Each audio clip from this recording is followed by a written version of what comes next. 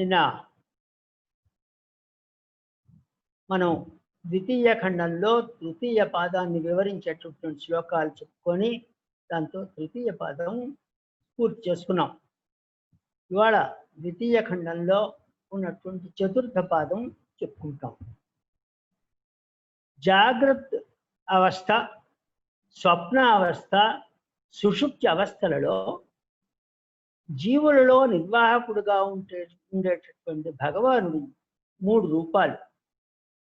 ఆ 3 రూపాలని ఇది వరకు మనం వర్ణించడం జరిగింది, తెలుసుకోవడం జరిగింది.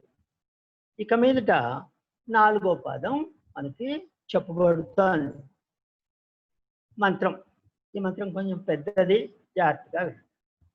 నాంత ప్రజ్ఞం న బహిఃప్రజ్ఞం నోభయత ప్రజ్ఞం న ప్రజ్ఞానఘనం న ప్రజ్ఞం నా ప్రజ్ఞం అదృష్టం అవ్యవహార్యం అగ్రాహ్యం అలక్ష్మణం.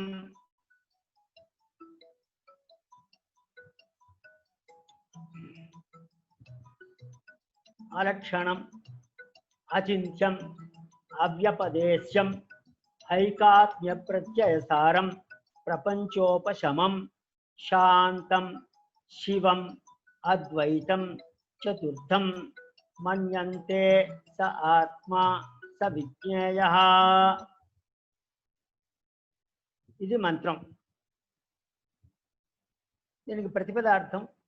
ఇందులో అన్నీ ఒకదానికొకటి కాంట్రడిక్ట్ చేసుకున్నట్టుగా కనబడతాయి. అదే చూద్దాం. అంతఃప్రజ్ఞం నా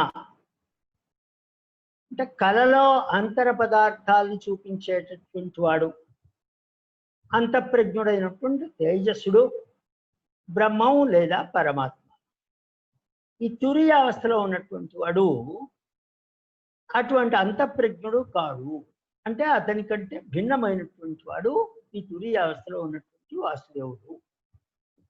అలాగే నా బహిఃప్రజ్ఞం, జాగ్రత్త అవస్థలో ఉండి స్థూలమైనటువంటి పదార్థాలను మనకి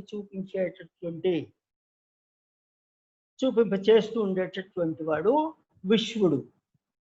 ఆ విశ్వడు కంటే కూడా భిన్నమైనటువంటి వాడు ఈ తురీయ అవస్థలో ఉన్నటువంటి వాసుదేవుడు. నా ఉభయత ప్రజ్ఞం అంటే బాహ్య పదార్థాలని, శబ్దాలని తెలుసుకుంటూ స్వప్నంలో పదార్థాలని కూడా అనుభవించేటటువంటి వాడు జీవుడు. ఆ జీవుడు కంటే కూడా భిన్నమైనది వాసుదేవ స్వరూపం. ఈ అవస్థలలో ఉన్నటువంటి విశ్వడు, తైజస్సుడు స్థూల పదార్థాలని, సూక్ష్మ పదార్థాలని ప్రకాశింపచేస్తూ ఉంటారు. తురీయ అవస్థ అనేటువంటి 4వ అవస్థలో ఉన్నటువంటి వాసుదేవుడు అంటే 4వ రూపం. ఈ తురీయ అవస్థలో ఉన్నటువంటి పరమాత్మ 4వ రూపం అన్నమాట. ఆయన వాసుదేవుడు. ఈ వాసుదేవుడు ఈ 3 కంటేనూ భిన్నమైనటువంటి వాడు. నా ప్రజ్ఞానఘనం, ఈ తురీయ అవస్థలో ఉన్నటువంటి భగవత్ స్వరూపం అజ్ఞానం చేత ఆవరించబడినటువంటి సుప్త జీవ స్వరూపాన్ని తెలియచెప్పేది కాదు. పడుకొని ఉన్నటువంటి జీవస్వరూపానికి చెప్పేది కాదు. కేవలం స్వరూప జ్ఞానమే తప్ప విషయానుభవం లేనటువంటి వాడు ప్రాజ్ఞుడు. సుప్త రూపంలో, సుప్త జీవ అవస్థలో ఉన్నటువంటి వాడు అన్నమాట. ఎవరు? ప్రాజ్ఞుడు. అటువంటి ఆ ప్రాజ్ఞుడి కంటే కూడా భిన్నమైనటువంటి వాడు ఈ తురీయుడైనటువంటి వాసుదేవుడు. నా ప్రజ్ఞం, ఇతను మంచి జ్ఞానాన్ని కలిగించేవాడు కాడు జీవుడికి. నా అప్రజ్ఞం, అలాని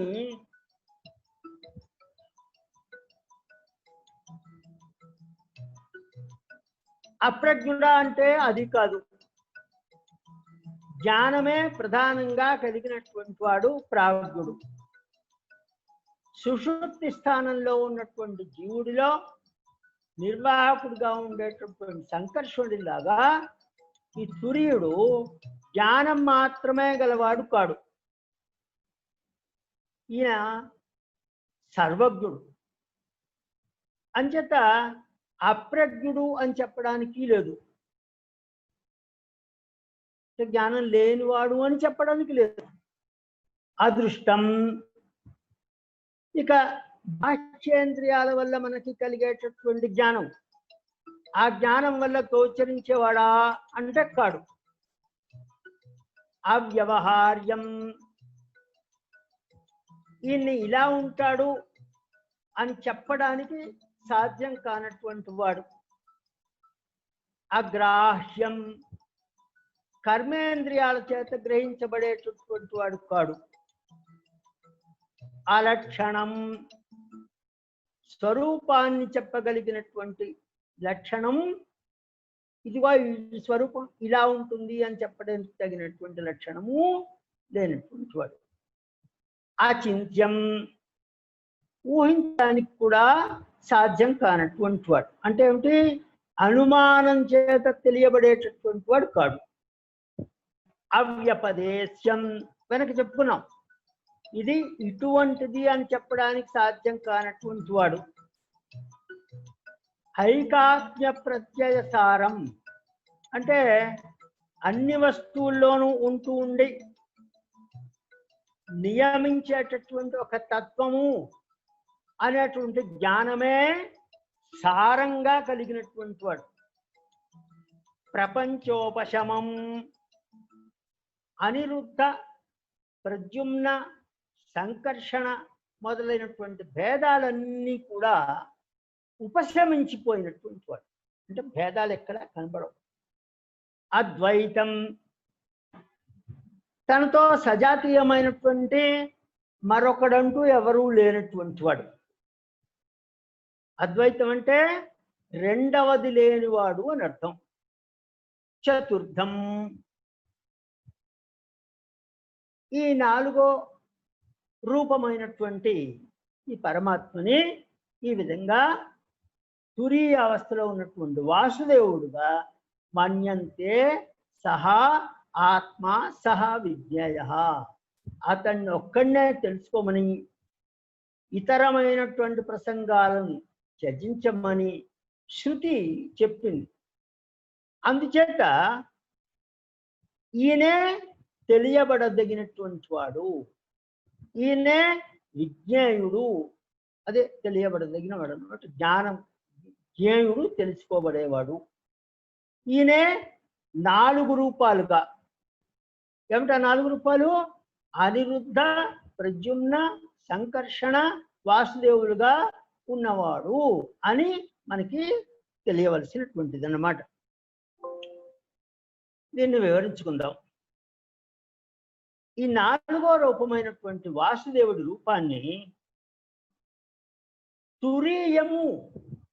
తురీయం అంటే చివరిది, అన్నిటికంటే మీద ఉన్నట్టు. దీన్ని జాగ్రత్త అవస్థలోనూ స్వప్నావస్థలోనూ ఉండేటువంటి పదార్థాలని మాత్రమే తెలియచేసేది కాదు. ఈ తురీయ అవస్థలో ఉన్నటువంటి వాసుదేవ రూపము తైజస్సుల కంటే భిన్నమైనది కనుక, విశ్వడి కంటే భిన్నమైనది కనుక, సమస్తమైనటువంటి పదార్థాలని ప్రకాశింపచేస్తూ జ్ఞాన స్వరూపం మాత్రమే ప్రకాశించే స్థితి కాదు. సర్వదా సర్వ విషయాల్ని తెలుసుకునేగా ఉంటుంది. ఇది వాసుదేవుడి తాలూకు స్థితి. జాగ్రత్త అవస్థలో ఉండే విషయాల్ని అనుభవించకుండా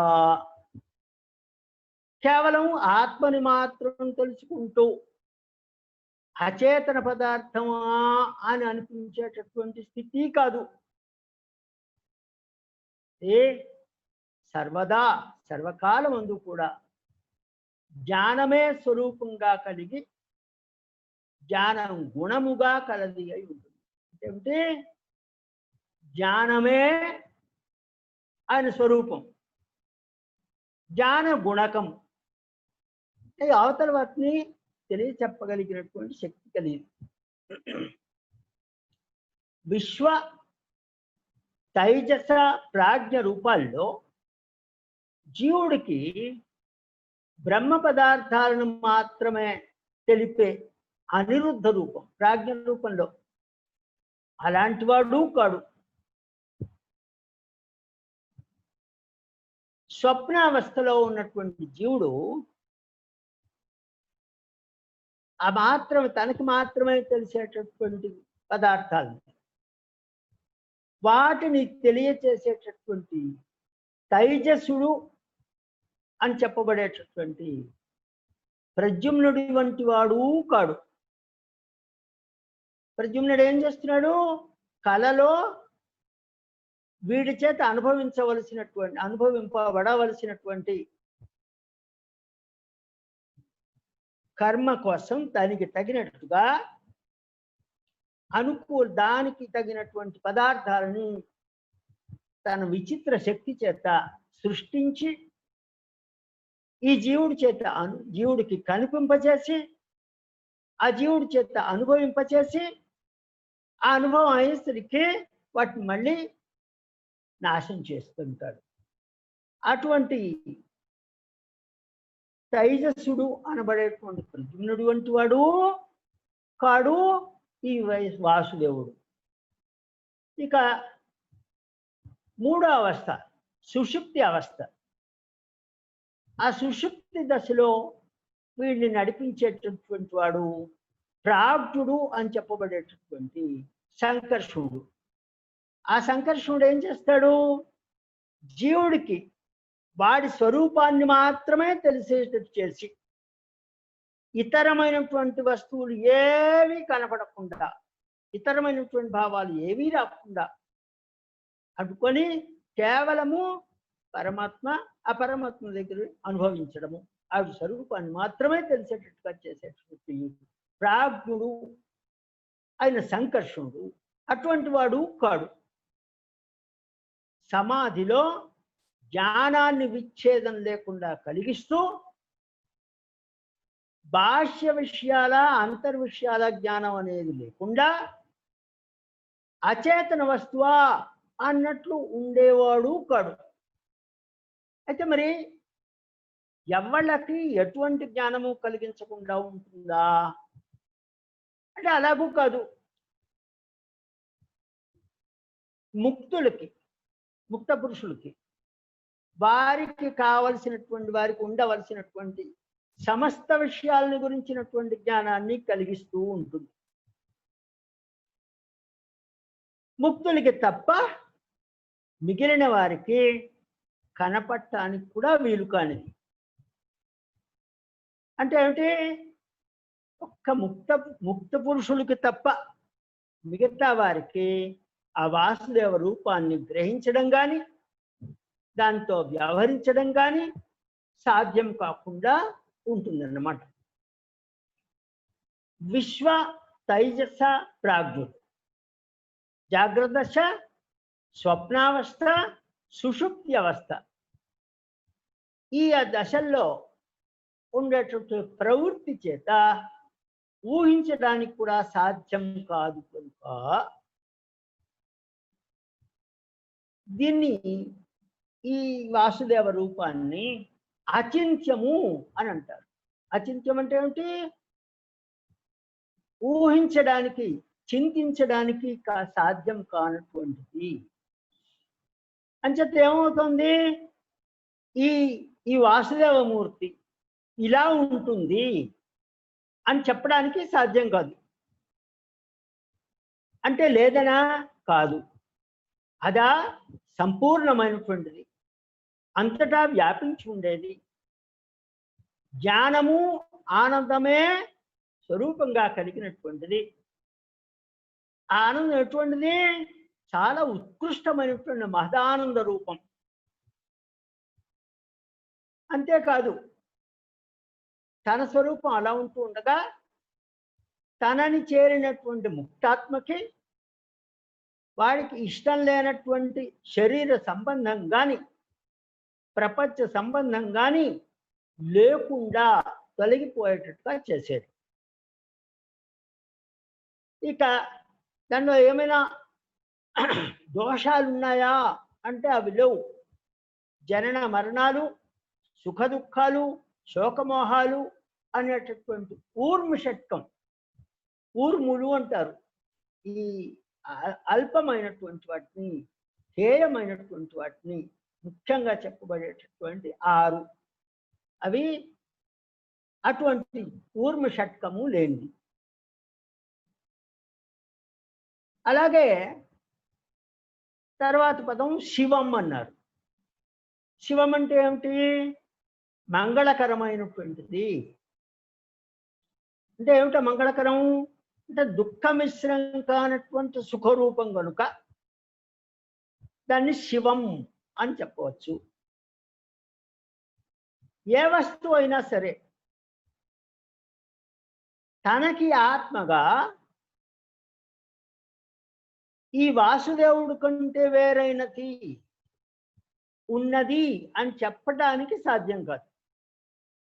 ఎందుచేతండి అంటే బ్రహ్మాత్మకం ఈ వాసుదేవుణ్ణి ఆత్మగా లేనటువంటి వస్తువే లేదు. అందుచేత ఏమైంది? వాసుదేవుడు కంటే వేరొకటి అంటే రెండవది లేనిది. అదే అద్వైతానికి అర్థం. మిథ్యాజ్ఞానం కలగడానికి అవకాశం ఇవ్వకుండా అడ్డుకునేది. మిథ్యాజ్ఞానం అంటున్నారు. ఏమిటి మిథ్యాజ్ఞానం అంటే? మిథ్యాజ్ఞానం అంటే దేహమే నేను అనే భావం. ఏమిటిది? అహంకారం అన్నమాట. ఈ అహంకారం, ఈ శరీరము, ఈ శరీరానికి చెందినటువంటివి అన్నీ నావి అనే భావం అయినటువంటి మమకారం. నేను నాది అని మనం చెప్పుకునేటటువంటి అహంకారము, మమకారము ఇటువంటివి ఏవి రాకుండా ఈ వాసుదేవ జ్ఞానం చేస్తుంది. ఇది సర్వేశ్వరుడి తాలూకు 4వ రూపం. దీన్నే మనం తెలుసుకోవాలి. ఇదే అన్ని వస్తువుల్లోనూ కూడా వ్యాపించి ఉంటుంది కనుక ఇది అన్నిటికీ ఆత్మ. ఇక ఈ మంత్రంలో చెప్పినటువంటి విషయాన్ని వివరించుకోవడానికి ఇక్కడ కొన్ని శ్లోకాలు వెనకట్లాగానే పెద్దల చేత చెప్పబడ్డాయి.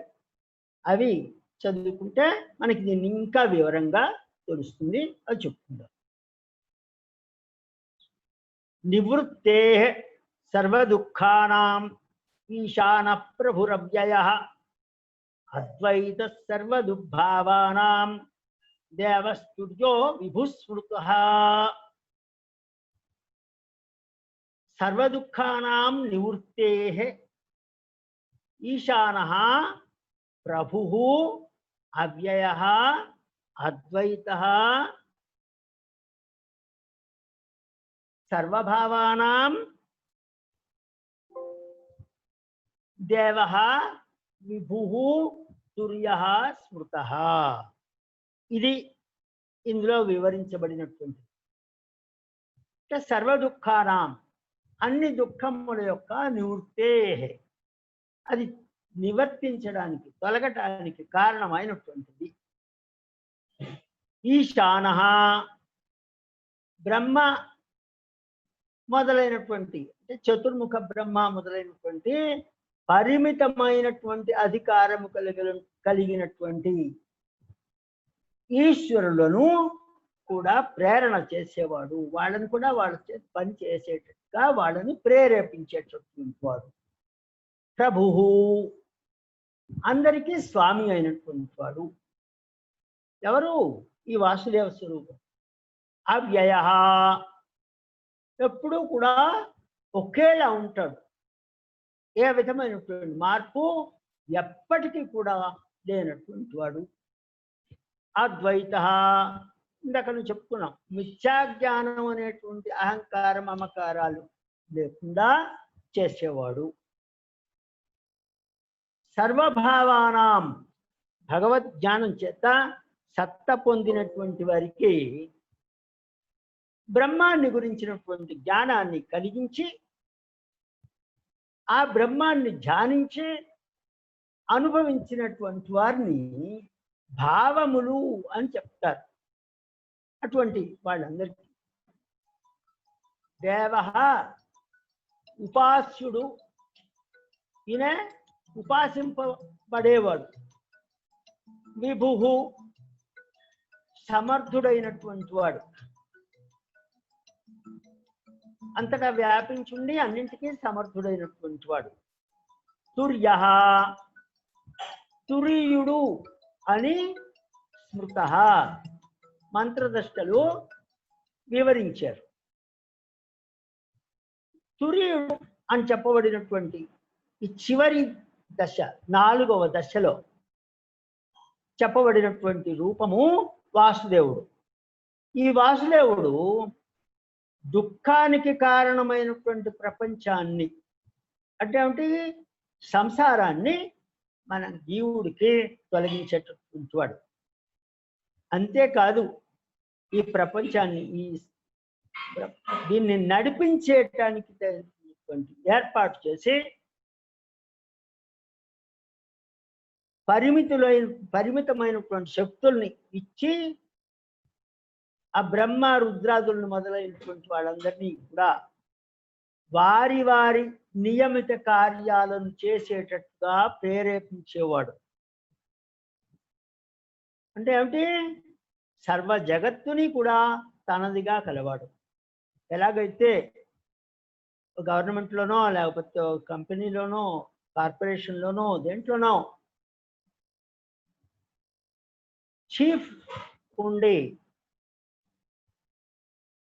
మొత్తం అంతటినీ కూడా నడిపించడానికి డిపార్ట్మెంట్ మేనేజర్స్ని, డిపార్ట్మెంట్ హెడ్స్ని వాళ్ళని తయారు చేసి ఒక్కొక్కళ్ళకి వాళ్ళకి ఇచ్చేటటువంటి అధికారాలు ఇచ్చి ఎలాగైతే ఆర్గనైజేషన్ రన్ అయ్యేటట్టుగా చేస్తాడో అలాగ ప్రపంచం అంతా కూడా నడిచేటట్టుగా చేసేటటువంటి వాడు. అది ఆయన ప్రేరిత. ఇక ఆయనలో ఏ మార్పు లేకుండా ఎప్పుడూ ఒకే రకంగా ఉండేవాడు. ఈ జీవుల్లో ఉండేటటువంటి మిథ్యాజ్ఞానాన్ని తొలగించి అహంకార మమకారాలను తొలగించి సద్బుద్ధిని కలిగించేటటువంటి వాడు. బ్రహ్మాన్ని తెలుసుకున్నటువంటి బ్రహ్మవేత్తల చేత ఉపాసించబడేవాడు.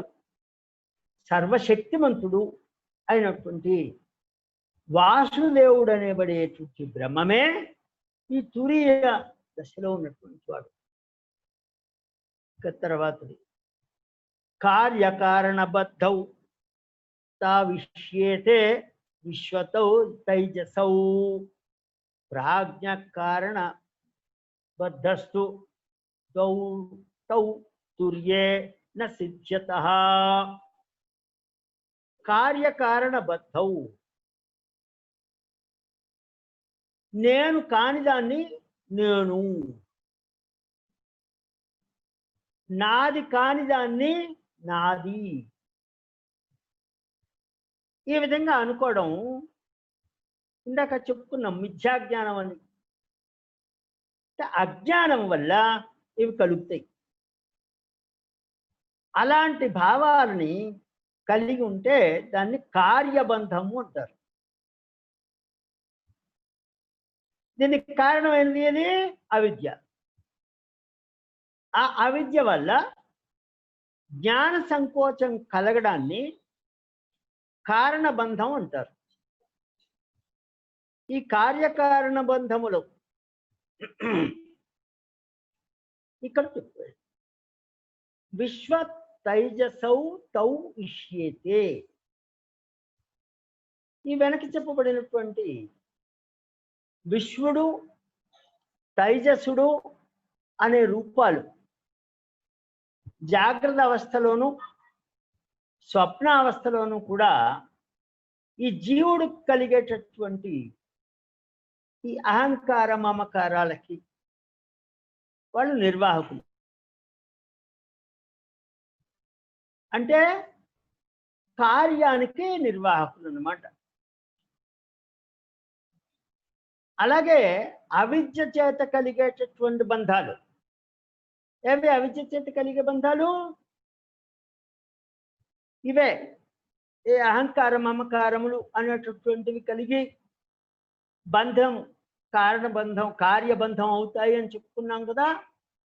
అటువంటి బంధాలకి వారే నిర్వాహకుడు.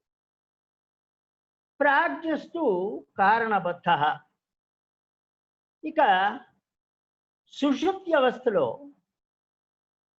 జీవుడు కారణమైనటువంటి అజ్ఞానం చేత బంధించబడి ఇతరమైనటువంటి పదార్థాలను దేన్ని కూడా తెలియకుండా తనంటే మాత్రం తనకి మాత్రమే తన తెలుసుకుని ఉండడమే తప్ప ఆ విధంగా ఉండేటటువంటి అవస్థని నిర్వహించేటటువంటి వాడు ప్రాజ్ఞుడు.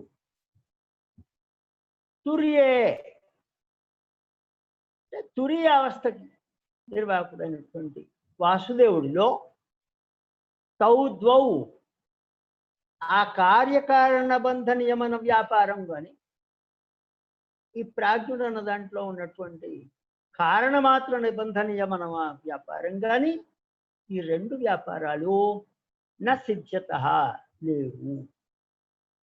జాగ్రత్త అవస్థలో ఉన్నటువంటి జీవుడికి అజ్ఞానం వలన నేను కాని శరీరంలో ఇది నేను అనే భావం, అంటే దేహమే ఆత్మ అనే భావం, తనని కాని బాహ్య పదార్థాల మీద ఇవి నావి అనేటువంటి భావాన్ని మమకారం, వీటిని కలిగించేటువంటి వాడు విశ్వడు. అలాగే స్వప్న దశలో జీవుడికి స్వప్నంలో కనబడేటువంటి తాను కాని శరీరంలో ఇది నేను అనే భావము, తనవి కానటువంటి ఈ బాహ్య పదార్థాలన్నింటి మీద ఇవన్నీ నావి అనే భావం కలిగించేటటువంటి వాడు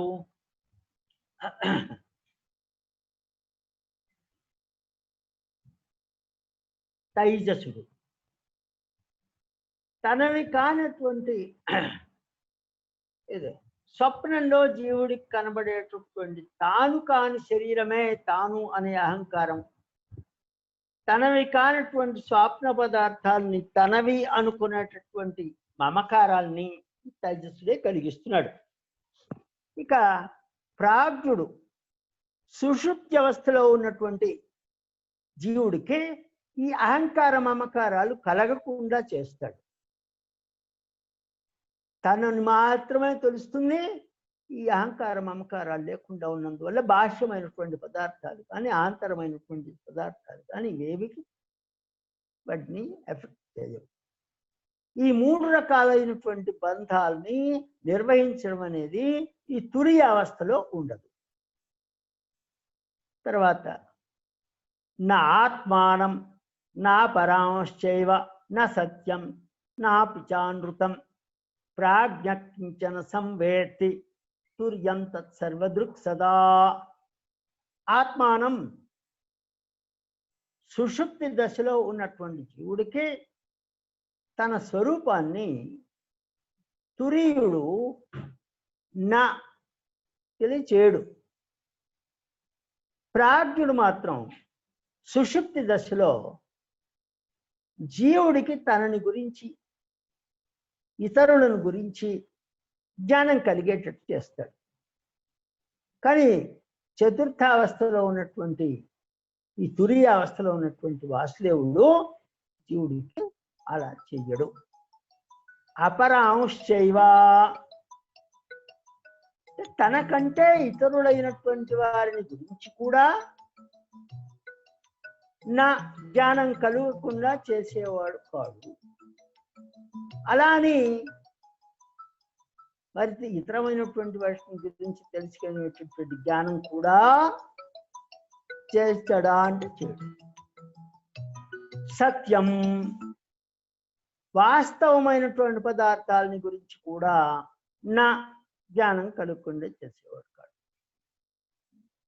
అపిచ ఇంతేనా, అనృతం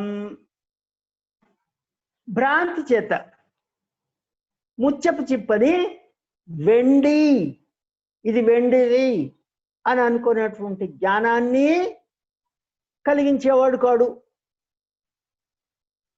ప్రాజ్ఞ కించన సంవేత్తి, ప్రాజ్ఞుడే సుషుప్తి దశలో ఉన్నటువంటి జీవుడికి స్వరూప సుఖం తప్పిస్తే మరొకటి ఏది కూడా తెలియకుండా చేస్తాడు.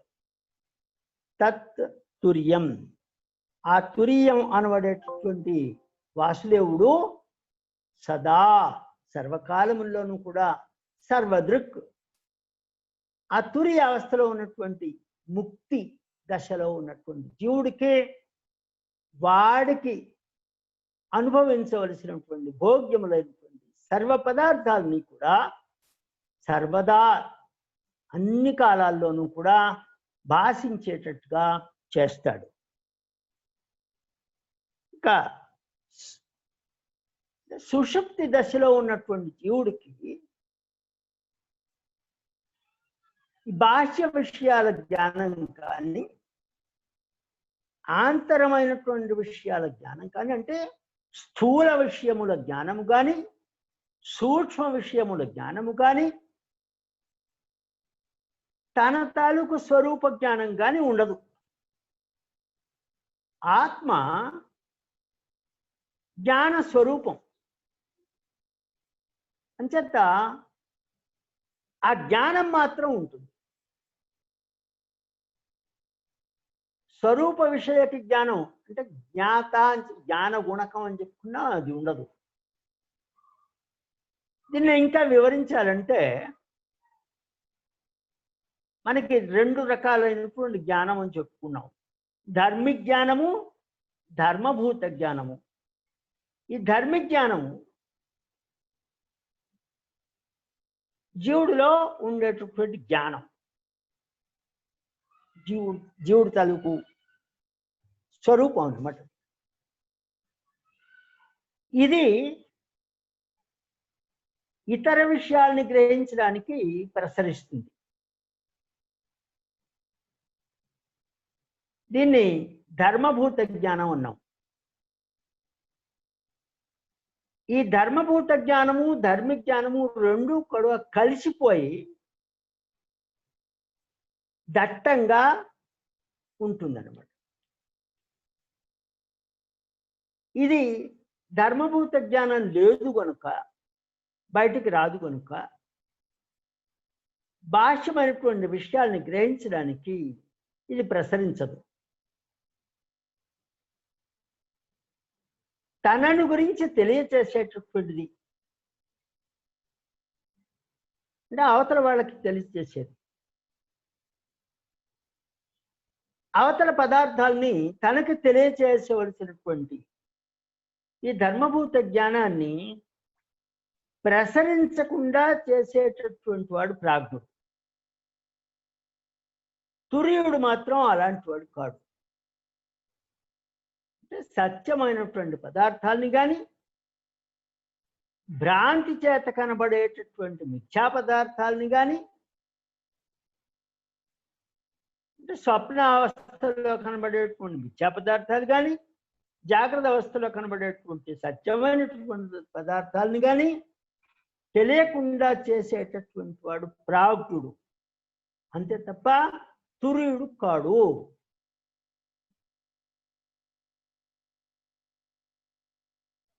ముక్తి దశలో ఉన్నటువంటి జీవులకి తుర్యుడే వాసుదేవుడే భోగ్యమైనటువంటి సమస్తమైనటువంటి పదార్థాల్ని సర్వకాలాల్లోనూ కూడా ప్రకాశింపచేసి తెలియచేస్తూ ఉంటాడు. ఇక తురీయుడు అద్వితీయుడని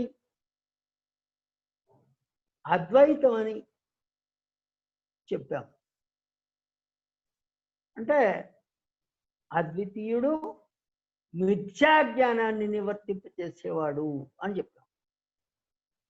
ప్రాజ్ఞుడు కూడా మిథ్యా జ్ఞానాన్ని నివర్తింపచేసేవాడే కదా. మరి అయితే వీరిద్దరికి తేడా ఏమిటి అంటే దాన్ని చెప్తున్నారు తర్వాత. ద్వైతస్యాగ్రహణం తుల్యం ఉభయోః ప్రాజ్ఞతుర్యయోః బీజనిద్రాయుత ప్రాజ్ఞః సా చ తుర్యేన విద్యతే. ద్వైతస్య అగ్రహణం. ద్వైతం అంటే నావి అని చెప్పేటటువంటి, నేను అని చెప్పుకునేటటువంటి. ఏమిటి నేను అని చెప్పుకునేటువంటి దేహం, ఇది నాది అని చెప్పుకునేటటువంటి ఇల్లు, పొలము, ధనము మొదలైనటువంటివి. ఇవన్నీ కూడా తన ఇచ్ఛా ప్రకారమే వినియోగించబడదగినవి అనేటువంటి భావమే ద్వైతం. ద్వైత భావంలో అన్నీ కూడా తన ఇష్టం వచ్చినట్టుగా తన కోసమని ఉపయోగించుకోవచ్చు అనేటువంటి భ్రాంతిని కలిగిస్తుంది. సుషుప్తి వ్యవస్థలో అలాంటి భావం ఉండదు.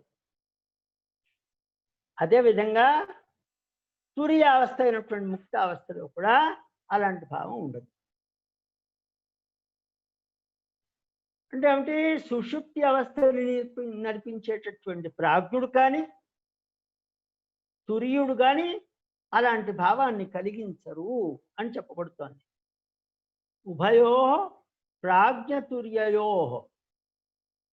సుషుప్తి అవస్థలో నిర్వాహకుడిగా ఉండేటటువంటి ప్రాజ్ఞుడు అనబడేటువంటి సంకర్షణుడు, తుర్యావస్థలో సర్వనిర్వాహకుడైనటువంటి వాసుదేవుడు, వీరిద్దరికీ కూడా ఈ ద్వైత భావాన్ని గ్రహించకపోవడం అనేటువంటి లక్షణము సమానం, తుల్యము.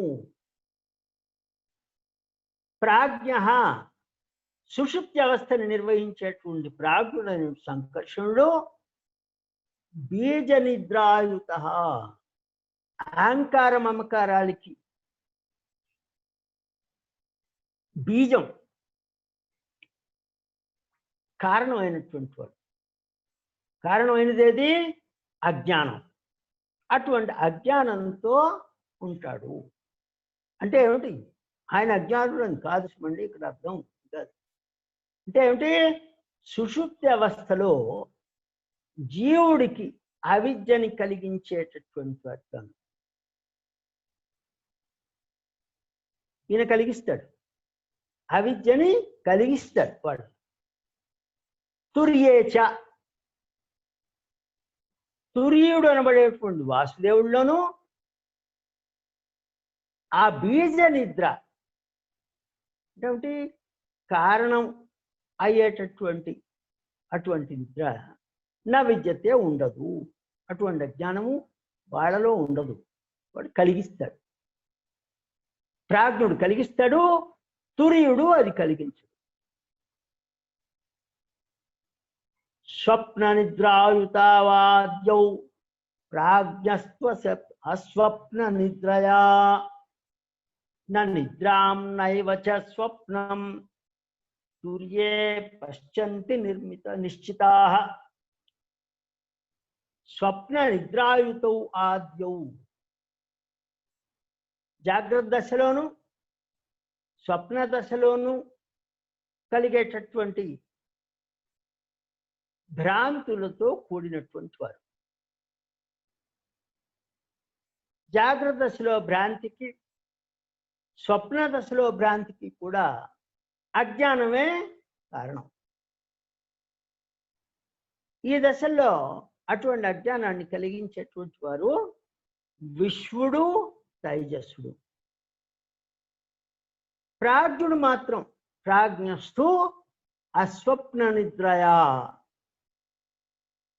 వెనక శ్లోకంలో చెప్పిన దాంట్లో చిన్న కన్ఫ్యూషన్ ఉంది కదా, ఆ కన్ఫ్యూజన్ ని ఇక్కడ క్లియర్ చేస్తున్నారనమాట. అస్వప్న నిద్రయ, భ్రాంతి కారణమైనటువంటి అవిద్యతో ఉంటాడు కానీ జాగ్రత్త స్వప్నావస్థల్లో కలిగించేటటువంటి భ్రాంతి కలవాడు మాత్రం కాడు. అంటే ఏమిటి?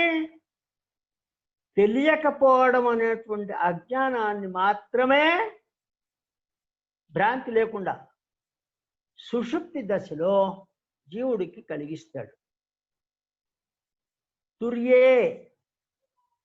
తురియ దశలో ఉన్నటువంటి వాసుదేవుడికి నిద్రాం న స్వప్నం నైవచ, అవిద్య చేత కలిగేటటువంటి జాగ్రత్త దశలో భ్రాంతి కానీ స్వప్న దశలో అది భ్రాంతి కానీ కలిగించేటువంటి నిర్వాహకత్వం లేదు.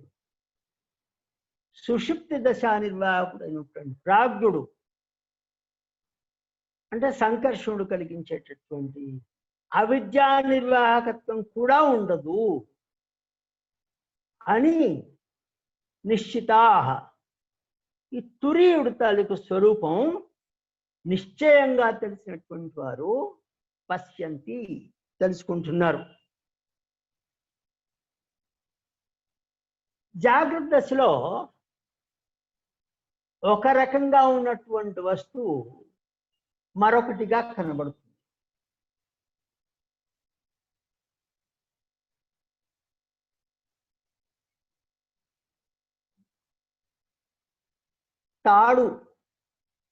తాడు నేల మీద పడుంది. ఆ మసక చీకట్లో పెడుతున్నాడు. ఆ తాడు ఎలా అనిపించింది? పాములా కనబడింది.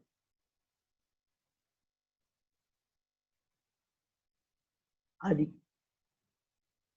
అలాగే తాను కానటువంటిది తాను. దేహమేమి తాను కాదు, కానీ దేహమే నేను అని అనిపించేది. తనది కాని దాన్ని తనది అనిపిస్తుంది.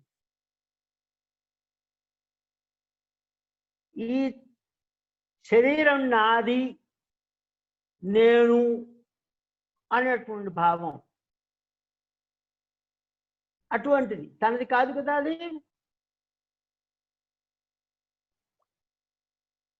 అటువంటి భ్రాంతి కళలో కూడా అలాంటి భ్రాంతి కలుగుతుంది. ఈ రెండు రకాలైనటువంటి భ్రాంతులకి కారణం ఏమిటి? అవిద్య అంటాం, అంటే అజ్ఞానం.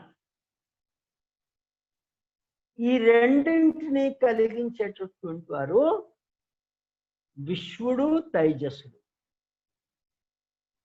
సుషుప్తి అవస్థలో ఆ రెండు విధాలైనటువంటి భ్రాంతులు కూడా కలగవు, కానీ కారణమైనటువంటి అజ్ఞానం మాత్రం ఉంటుంది. అలాంటి సమయంలో జాగ్రత్త దశలో అనుభవించబడేటటువంటి స్థూల పదార్థాలని కానీ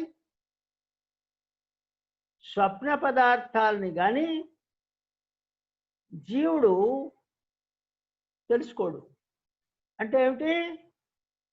అతడికి అలాంటివి ఏవి కూడా ఎదురవవు, గ్రహించదు.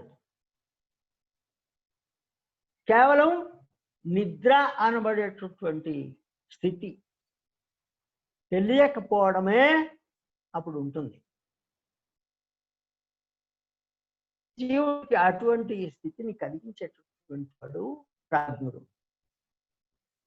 ఇక తురీయుడు అనబడేటువంటి ఈ చతుర్థావస్థలో, ముక్తావస్థలో నడిపించేటటువంటి వాడు వాసుదేవుడు. ఈ ముగ్గురులాగా జీవుడికి భ్రాంతి కానీ అవిద్యని కానీ కలిగించడు. అప్పుడు వాస్తవమైనటువంటి జ్ఞానం ఏమిటి? యథావస్థిత జ్ఞానమే, ఉన్నదాన్ని ఉన్నట్టుగా చూసినటువంటి జ్ఞానం కలుగుతుంది. అని వాసుదేవ తత్వాన్ని తెలుసుకున్నటువంటి వారు చెప్పారు. ఇక ఈ తురీయుడైనటువంటి వాసుదేవుడి దర్శనం, ఆ తురీయుడిని పొందడం ప్రాప్తి ఎప్పుడు కలుగుతుందో చెప్తున్నారు తర్వాత. అన్యథా గృహ్ణత స్వప్న నిద్రాతత్వమజానత విపర్యాసే తయో క్షీణే తురీయం పదమశ్నుతే. అన్యథా గృహ్ణత, శరీరం కానీ ఇల్లు కానీ మన నియమనంలో ఉండవు. అవన్నీ కూడా ఆ పరమాత్మ కంట్రోల్లో ఉంటాయి. నియమించేవాడు ఆయన. అయితే మనం ఏమనుకుంటాం, నా ఇష్టం వచ్చినట్టు నేను చేస్తాను, ఇవన్నీ నా కంట్రోల్లో ఉన్నాయి, నేను చెప్పినట్టు నడుస్తాయి అని భావించేటటువంటి ఆ భావన, ఇదంతా ఎందువల్ల వచ్చింది? ఒక అజ్ఞానం వల్ల వచ్చింది. అటువంటి అజ్ఞానం చేత కలిగేటువంటి భ్రాంతి స్వప్న దశను నిర్వహించేటువంటి ప్రద్యుమ్నుడి చేత కలుగుతుంది. నిద్రాతత్వం అజానత, ఈ భగవానుడి నిరంకుశమైనటువంటి స్వాతంత్ర్యం చేత మనకి కలిగేటటువంటి నిద్రకి కారణమైనటువంటి అవిద్య వస్తున్నది అని తెలియనటువంటి వాడికి స్వప్న తయోహ విపర్యాసే, జాగ్రత్త దశలో స్వప్న దశలో అవిద్య వల్ల బంధం కలుగుతుంది. అవి రెండు అంటే ఆ అవిద్య, దానివల్ల కలిగేటువంటి భ్రాంతి కూడా, అవి తల కాస్త కిందకి పెట్టేసి అంటే తలెత్తకుండా ముడుచుకుపోయేటటువంటి ముడుచుకుపోయి క్షీణించినాడు. తురీయం పదం చతుర్థ రూపమైనటువంటి ఈ వాసుదేవుడు తత్వాన్ని అశ్నుతే, మానసికంగా సాక్షాత్కరించుకొని ఆయన పొందుతాడు. పరమాత్మ స్వతంత్రుడు, జీవుడు పరతంత్రుడు. కానీ జీవుడు అజ్ఞానం చేత తాను పరతంత్రుడైనా స్వతంత్రుడు అని భావించుకుంటాడు. అందుచేత తాను కాని శరీరాన్నే తాను అని అనుకుంటాడు. అలాగే తనకి చెందనటువంటి వస్తువులను కూడా తనవే అని భావిస్తాడు. ఇది ఒక భ్రాంతి. వాస్తవాన్ని తెలియకపోవడం చేత నిద్రకి మూలమైనటువంటి అవిద్యకి కారణం అవుతుంది. తెలియకపోవడమే. ఎప్పుడు ఈ నిద్ర చేత కలిగినటువంటి బ్రహ్మ తొలుగుతుందో ఆనాడు ఈ నాలుగో రూపమైనటువంటి వాసుదేవుణ్ణి జీవుడు సాక్షాత్కరించుకుంటాడు, ముక్తుడై దర్శిస్తాడు. అజ్ఞానము, దానివల్ల కలిగేటువంటి భ్రాంతి ఎప్పుడు నశిస్తాయో, భగవత్ సాక్షాత్కారం ఎప్పుడు ఎలా కలుగుతుందో తర్వాత చెప్తున్నారు. అనాదిమాయయా సుప్త యదా జీవ ప్రబుధ్యతే అజం అనిద్రం అస్వప్నం అద్వైతం బుధ్యతే తదా. అనాది మాయయా, అనాది అయినటువంటి కర్మని మాయ వలన అంటే అవిద్య చేత అని అర్థం. మాయ అంటే జ్ఞానం అని నిఘంటువుల్లో చెప్పబడింది. మాయా వయునం జ్ఞానం అని దానికి నిఘంటువులో ఉన్నటువంటి. పురాణాల్లో ఈ మాయా శబ్దాన్ని ఆశ్చర్యకరమైనటువంటి శక్తుల్ని చెప్పడానికి ప్రయోగించారు. ఉపనిషత్తుల్లో మాయ అనే పదం వచ్చినప్పుడు కొందరు ఉన్నట్టు కనబడి వెంటనే లేకుండా పోతుందండి, అటువంటి దాన్నే మాయ అనే పదం చెప్తుంది అంటారు. కానీ నిజానికి అలాంటి అర్థం ఆ పదానికి లేదు. అంచేత ఎక్కడ ఉపనిషత్తులో మాయా అనే శబ్దం వచ్చినా ఆశ్చర్యకరమైనటువంటి శక్తి కలిగినటువంటి భగవత్ సంకల్పము అని చెప్పుకోవాలి, లేదా ప్రకృతి అని అర్థం చెప్పుకోవాలి. ఇక అనాది. అనాది అంటే దానికి రెండు అర్థాలు ఉన్నాయి. ఒకటి ఆది. ఆది అంటే మూలం, మొదలు లేనటువంటి వాడు విష్ణువు. ఇక మరొక అర్థం ఆది అంటే కారణం. ఆది అంటే తనకి కారణమైనటువంటి ఏది లేనివాడు, తను ఉండడానికి కారణమైనటువంటిది ఏది లేదు, తాను మాత్రం అన్నింటికి కారణమైనటువంటి వాడు. అటువంటి భగవానుడి తాలూకు సంకల్పమే అనాది మాయ.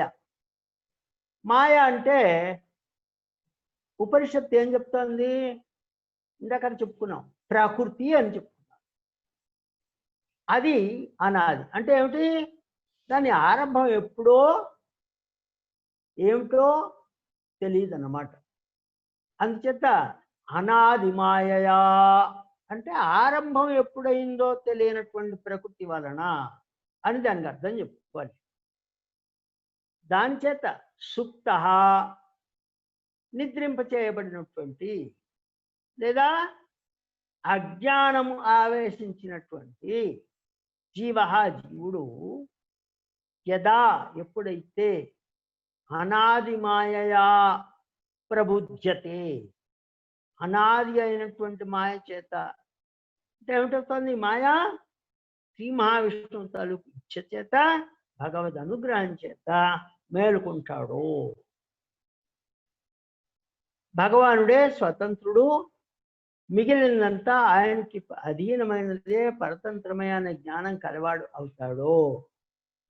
తదా అప్పుడు అజం జన్మ మొదలైనటువంటి దోషాలు అంటని వాడును, అనిద్రం అస్వప్నం విశ్వడు తైజస్సుడు ప్రాజ్ఞుడు కలిగించినట్టుగా జాగ్రత్త స్వప్న సుషుప్త దశలలో అజ్ఞానం కలిగించినటువంటి వాడును, అద్వైతం ఈ మిథ్యాజ్ఞానాన్ని తొలగింపచేసినటువంటి వాడును అయినటువంటి భగవానుణ్ణి బుధ్యతే దర్శిస్తాడు.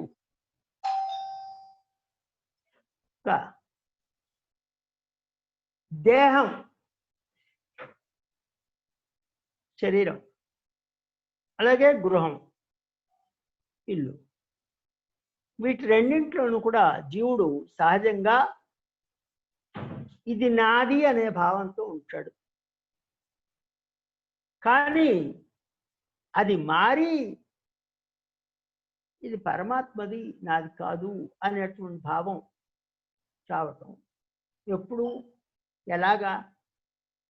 అది స్వాభావికంగా ఉంటుందే ఈ భావం అని సందేహం కలుగుతుంది.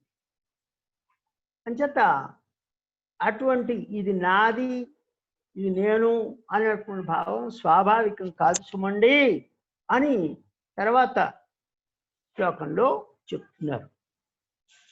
ప్రపంచో యది విద్యేత నివర్తేత న సంశయః మాయామాత్రమిదం ద్వైతం అద్వైతం పరమార్థతః. ప్రపంచ అంటే ఏమిటి? బంధాలతో కూడినటువంటి ప్రపంచం. ఏమిటా బంధాలు? దేహమే నాది, ఈ ఇల్లు పొలము మొదలైనటువంటివి ఇవి నావి అనేటువంటి బంధమే.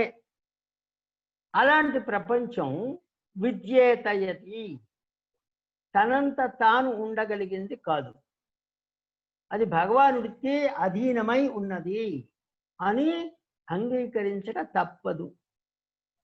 అలా ఉన్నది అని అనుకున్నప్పుడు పరమార్థత పరమాత్మ తాలూకు కటాక్షం చేత పరము అయినటువంటి అర్థం పరమార్థం అంటే ఏమిటి? దానికంటే మీదది లేనిది అది పరమం. అటువంటి పరమైన అర్థం ఎవరు? పరమ పురుషుడైనటువంటి భగవానుడే. అటువంటి ఆ పరమ పురుషుడి చేత నివర్తేత తొలగించుకుంది. నా సంశయ, అందుకు సందేహం లేదు.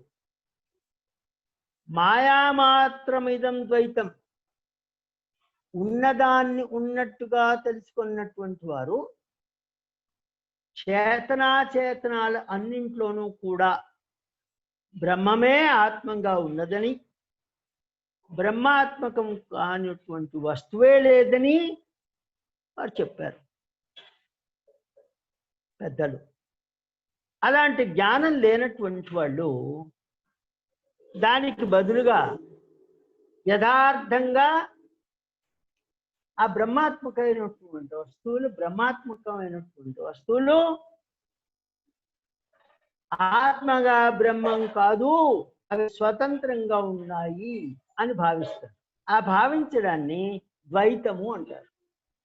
అటువంటి ద్వైత జ్ఞానమే మిథ్యా జ్ఞానం. అంటే బ్రహ్మాత్మకం కాని వస్తువులు అనేవి వేరుగా ఉన్నవి అని అనుకోవడం. అలాంటి జ్ఞానము భగవత్ సంకల్పం అనేటువంటి మాయ చేతనే జీవుడికి కలిగింది.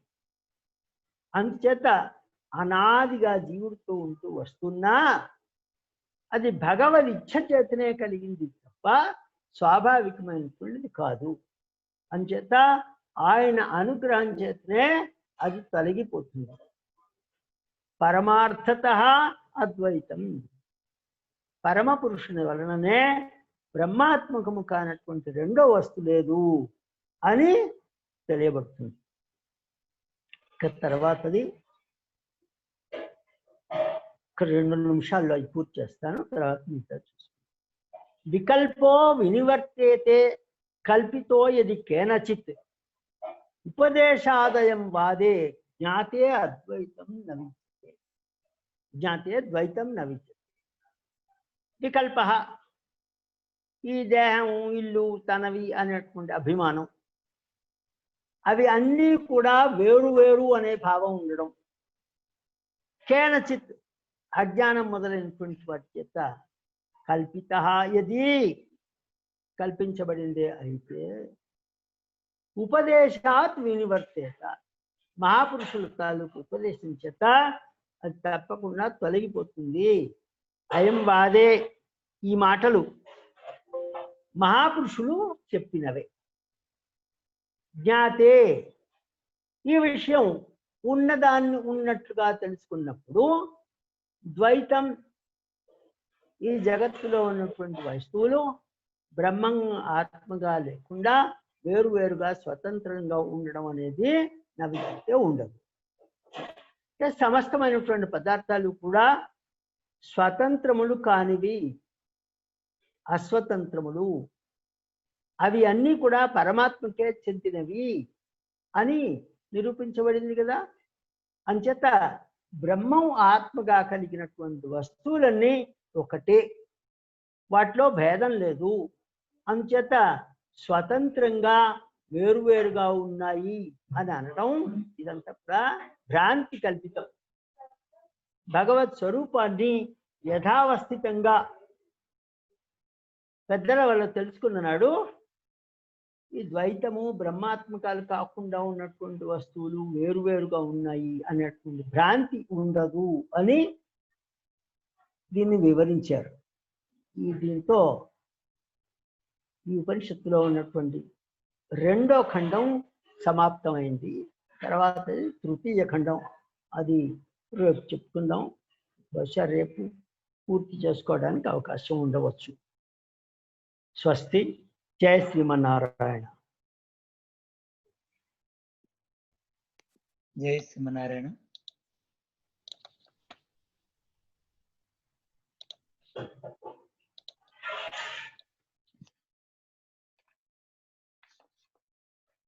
చేస్తున్నాడియన్ మీరు చెప్తున్నప్పుడు ఆ కారిక ఉపనిషత్తులో కొన్ని భాగాలు తీసుకున్నట్టుగా రాఘవస్వామి గమనించేసి అందించాడు.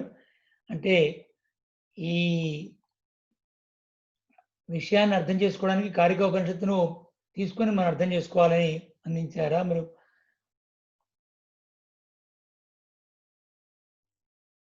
దేవరవారు మ్యూట్ అయి ఉన్నారు. మ్యూట్ ఉంది అడిగింది మీది. మీరు మళ్ళీ అన్మ్యూట్ చేసుకోండి. మళ్ళీ కొంచెం చెప్తారు, నాకు స్పష్టంగా వినపడలేదు.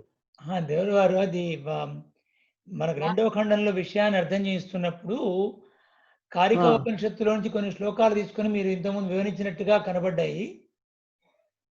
ఈ కారిక ఎక్కడో నాకు తెలీదు, మా ఆచార్యులు ఈ శ్లోకాలు ఇచ్చి దీన్ని వివరించారు మాకు. అదే అవే అందులో ఉన్నటువంటి శ్లోకాలే ఇప్పుడు ఇవాళ మీరు పంపించారు చూసారా, ఇది రంగరామానుజీయర్ స్వామి వారు ప్రింట్ చేసినటువంటి పుస్తకం. అవునండి, అందులో ఇవి ఉంటాయి. ఆ శ్లోకాలు అంటే మంత్రానికి వివరంగా ఇచ్చేటటువంటి వ్యాఖ్యానం, అది శ్లోకాల రూపంలో ఉన్నటువంటి వ్యాఖ్యానం అన్నమాట. మాండూక్య కారికలు అని ఇవి దొరుకుతాయి, వాటిల్లో అవి నేను చదవలేదని ఇప్పుడు దేవరవారు చెప్పినవన్నీ మాండూక్య కారికలనే మామూలుగా లభ్యం అవుతాయి మనకి, చెప్తారు. అదే అందరికి పంపించాను. అది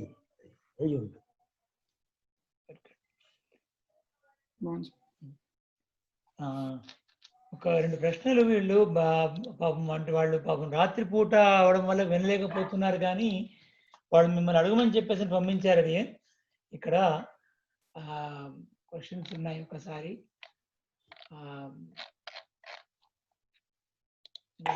అడుగుదామని. అది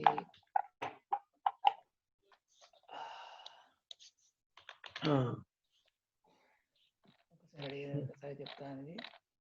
హలో, అడిగిన ఒక్కసారి వారు ప్రశ్నలు పంపించారు. మీకు కూడా దేవరవారికి మొన్న అందించినట్టు గుర్తుంది నాకు. ఐ థింక్ ప్రశ్న జవాబులు మీకు ఇచ్చారు, అది చెప్తాను. ఆ ప్రశ్నలు మీకు కూడా అందించారు. What is Omkara form or only shabdam form? How is it different from Vaikunthanatha form? అది మరి ప్రశ్న. ఇంకో ప్రశ్న ఏమిటంటే, these four avasthas are also applicable to Jivatma. How to relate both of Paramatma and Jivatma? జీవాత్మకి పరమాత్మకి ఉండేటువంటి difference that has been told. The Jivatma is a dependent one. Jivatma has very small size, atomic in size. Jivatma is supposed to be bound by the karma or the action he does. He did. So the result of those actions, the Jivatma has to experience them. Whereas Paramatma is all pervading. He is all powerful. Jiva does not have that characteristics like all pervading or all powerful.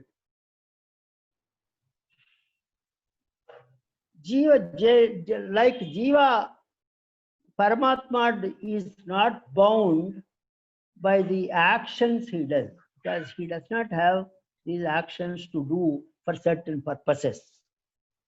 It's only for his enjoyment. So there is a lot of difference between a Jiva and Paramatma. The last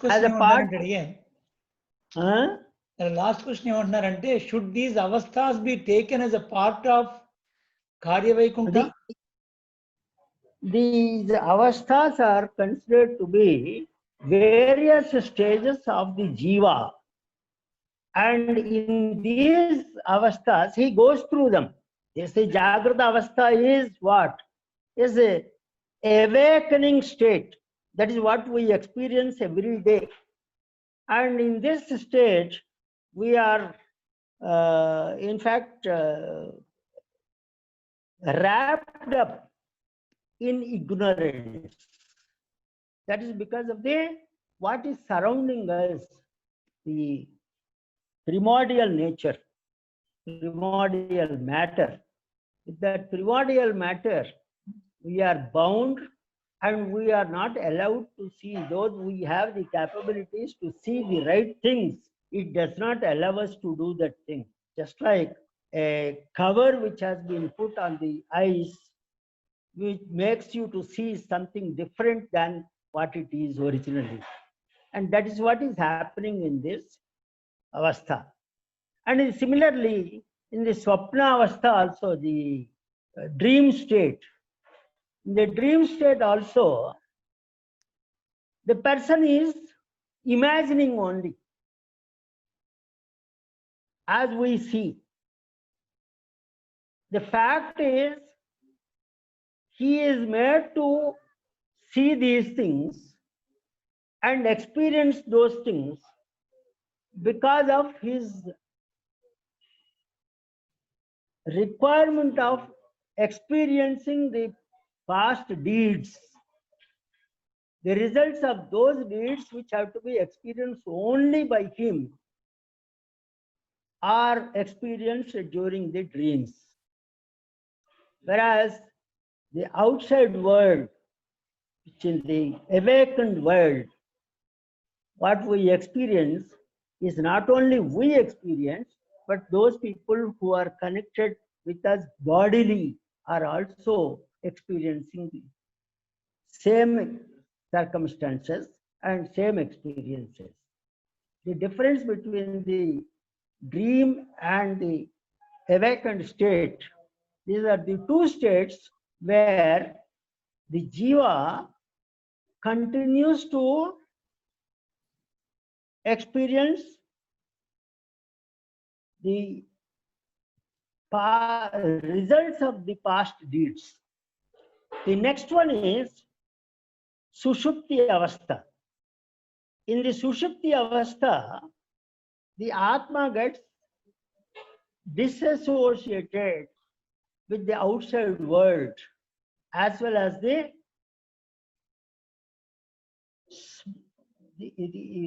subtle world also.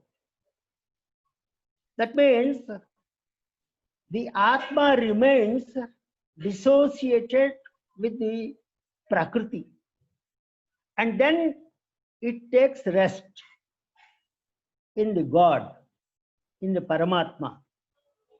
He allows it to let it happen because of that particular status. And once that experience is over, once that rest is over, he has gone again back to start experiencing the results of the past deeds and back into the awakened state as well as the dream state. So in the final stage, when he is aware of all these things, that these are all happening because of this is the reality, then he understands it, and then he should pray for all these to be removed from him, and he should be released from all this drudgery. That is what the 4 stages are. Once he is aware that these things are all happening only because of the knowledge given by the elders like Upanishads, etc.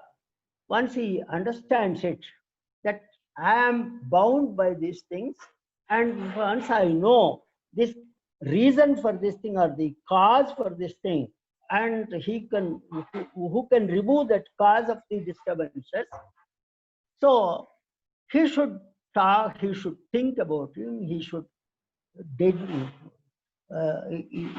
the upasana of that God. That is what he is being told here. A is the word A, U, Ma plus Nadam. These are the 4 stages which have been told, and each of the stage has been given a controller also. The controller, if you approach the controller, if you really ask him to release you from all these things, he is the one who will do it. And that is why these have been told. And in the final stage, when all these 3 stages are through, he will be released, and during that time, he is in the Paramapadam, where there is no bondage of the past deeds, etc. That is all made null and void, and he becomes free. He will be having his original stature, like Anandam, Jnanam, etc. And he will be free. He will be just like the God, Paramatma. జయ శ్రీమన్నారాయణ. అద్భుతంగా వివరించారు. మొత్తం మాండూక్యోపనిషత్తుని ఇంగ్లీష్లో మాకు అద్భుతంగా అందించేశారు. ఒక short talk in English అని మాండూక్యోపనిషత్ అన్నట్టుగా బాగా వచ్చింది. ధన్యవాదాలు. సాష్టాంగ ప్రణామాలు దేవర గారికి. ప్రశ్న ఇంగ్లీష్ లో ఉంది కదా అని చెప్పి ఆన్సర్ నేను ఇంగ్లీష్ లో చెప్పాను. బట్ వారు కూడా విన్నారు, and is also writing it now. చెప్పినారు వారు కూడా. Today's lecture has clarified most of my doubts, Swami. Paramatma enabled the situations for karmanubhavam which Jivatma desired for. Vasudeva alone clears that satantra bhavam, that is avidya bhranti. And every time pranavocharana is performed, this information has to be contemplated. Whenever we do the Pranava, at that time we have one more thing I would like to add here is that in the Pranava Upasana, it is nobody should think that these Vishwa, Taijasa, etc. are not necessary. These are the stages of the Paramatma, and through which we will get one after the other, the causes of the ignorance to be removed from us. These are the stages, these are the controllers. Each of them have got specific purposes to do, specific objectives to do it, and they are empowered with those results. Like the Vyuha Murtis, Aniruddha, Sankarshana, and Pradyumna. These are the 3 stages in these 3 stages, stages. These are the 3 stages, these are the 3 forms of Paramatma, and in each stage, which is having its own separate conditions, from those conditions and those circumstances, he should get released. So for that, he is praying to that controller. So that is what is happening in Om. Om is, as I have told in the first lecture, that it is a combined one, as well as it can be in the 4 stages separately also done. When you do the meditation, whichever way it is to be done, it will release the person, it will release the jiva from these drudgerous conditions and to a more and more relieved stages. So stage by stage he gets relieved from A in the Jagrata stage, that awakened state, and then the next one is the dreaming state. That means he goes on seeing which is not the reality. And in the resting state, where he gets a recoupment of the energy to do further meditation. And finally, when he gets all released, he reaches the total release stage. That is the Paramananda stage with the Paramatma. Adi anchata idi వాసుదేవుడే మనం ధ్యానించవలసినటువంటి వాడు అని అనుకోవడం కాకుండా ఈ ముగ్గురిని కూడా నాలుగు స్టేజెస్లోనూ కూడా కలిపి అనుసంధానం చేసుకోవడమే ఈ ఓం అనేటువంటిది. అందులో ఏ భావం పెట్టుకున్నా అకారం ఉకారం అకారములు నాదము అనేటువంటి భావంతో నాలుగింటిని కలుపుకొని ఉపాసన చేసిన, విడివిడిగా ఉపాసన చేసిన, కలిపి ఉపాసన చేసిన ఫలం ఒకటే వస్తుంది. ఈ ప్రశ్న సుధీర్ స్వామి గారు సింగపూర్ నుంచి అడిగారు. ఇంకో ప్రశ్న మనకి ఫిన్లాండ్ నుంచి వచ్చింది, అది రేపు అడుగుతాం. మనకి అందరు ఎక్కడెక్కడి నుంచో వాళ్ళు టైంకి వచ్చి వినకున్నా దీనిలో కూడా వాళ్ళు సైన్ అప్ అయిపోయి తర్వాత మన యూట్యూబ్ ద్వారా కానీ మిక్సెలర్ ద్వారా కానీ వింటున్నారు. అడిగా ఈ అవకాశంకి దేవుడి వారు కూడా వారి సర్టిఫికేట్గా అందించడం చాలా మహాభాగ్యం. సరే, మనం ఇంకా మరి పూర్తి చేసుకుందాం. ఇంకా శివ లండన్ నుంచి అడుగుతున్న ప్రశ్నలు ఇంకా క్యూలో ఉన్నాయి, రేపు మనం ఇంకా తెలుసుకుందాం.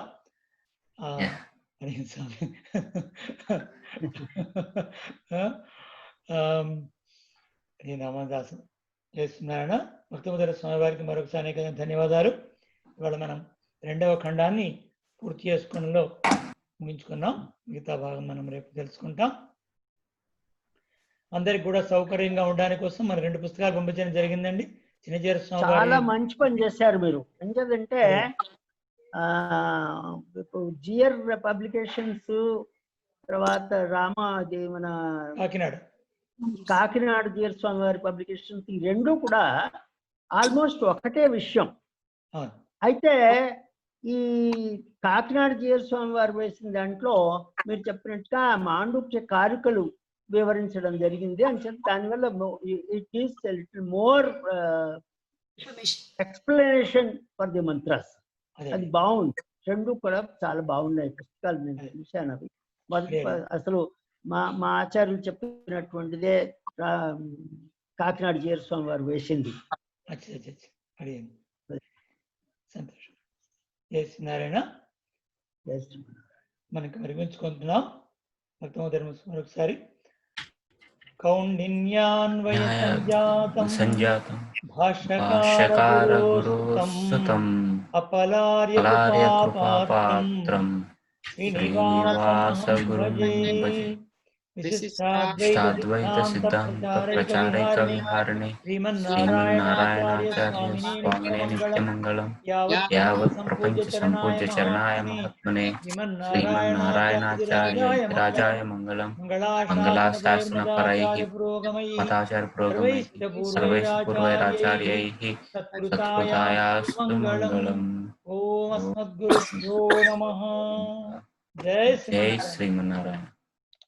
జై శ్రీమన్నారాయణ. జై శ్రీమన్నారాయణ. జై శ్రీమన్నారాయణ. జై శ్రీమన్నారాయణ. జై శ్రీమన్నారాయణ.